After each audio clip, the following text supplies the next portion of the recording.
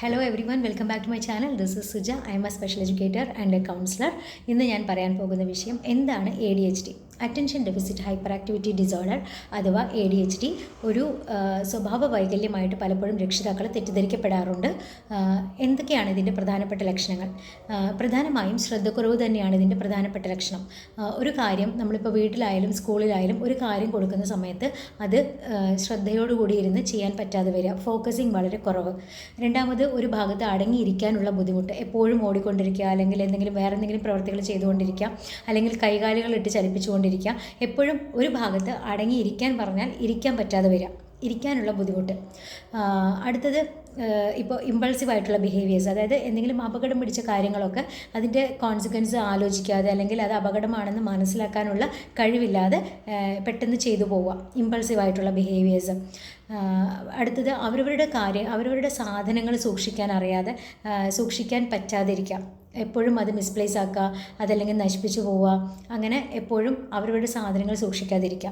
പിന്നെ സ്കൂളിൽ നിന്ന് കൊടുക്കുന്ന കാര്യങ്ങൾ, ആക്ടിവിറ്റീസ് അല്ലെങ്കിൽ ഹോംവർക്ക് പോലുള്ള കാര്യങ്ങളൊക്കെ എപ്പോഴും ചെയ്യാതെ പോവുക.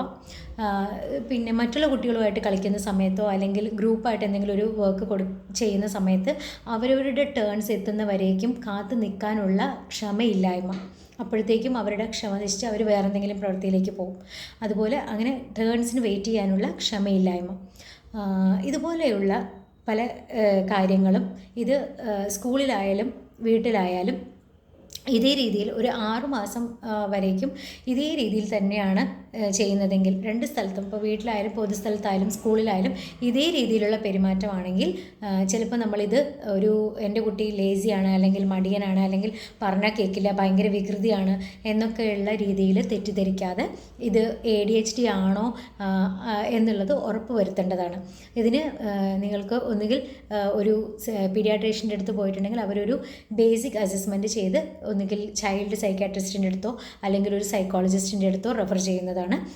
കൂടുതൽ അഗ്രസീവായിട്ടുള്ള ADHD ഇഷ്യൂസ് ഉള്ള കുട്ടികൾക്കാണെങ്കിൽ ചിലപ്പോൾ മെഡിസിൻ്റെ ആവശ്യം വേണ്ടി വരും. അതല്ലെങ്കിൽ ഒരു സൈക്കോളജിസ്റ്റിൻ്റെ അടുത്ത് പോയിട്ടുണ്ടെങ്കിൽ അവർ ബേസിക് അസസ്മെൻറ്റ് ചെയ്തിട്ട് തെറപ്പികൾ സ്റ്റാർട്ട് ചെയ്യും. എത്രത്തോളം നേരത്തെ ഇതിൻ്റെ ഇൻ്റർവെൻഷൻ അല്ലെങ്കിൽ ഒരു സപ്പോർട്ട് നമ്മൾ കൊടുക്കാൻ തുടങ്ങുന്നോ അത്രത്തോളം തന്നെ കുട്ടികളിൽ ഡെവലപ്മെൻറ്റ്സ് കണ്ടുവരും. നമ്മളിതൊരു കുട്ടിയുടെ സ്വഭാവ വൈകല്യമായിട്ട് തെറ്റിദ്ധരിക്കാതെ ഇത് കുട്ടി ഉള്ളിൽ സ്ട്രഗിൾ ചെയ്യുകയാണ് ചെയ്യുന്നത്. അപ്പോൾ അത് മനസ്സിലാക്കിയിട്ട് രക്ഷിതാക്കൾ എത്രയും നേരത്തെ തന്നെ ഇതിൻ്റെ ഇൻ്റർവെൻഷൻ പ്ലാൻ സ്റ്റാർട്ട് ചെയ്യണം. ഇതുപോലുള്ള കൂടുതൽ സ്പെഷ്യൽ എഡ്യൂക്കേഷൻ റിലേറ്റഡ് ആയിട്ടുള്ള വീഡിയോസിന്, പാരൻസിന് ഉപകാരപ്രദമായിട്ടുള്ള വീഡിയോസ് ഞാൻ ഇനിയും കൂടുതൽ വീഡിയോസ് ചെയ്യുന്നതായിരിക്കും.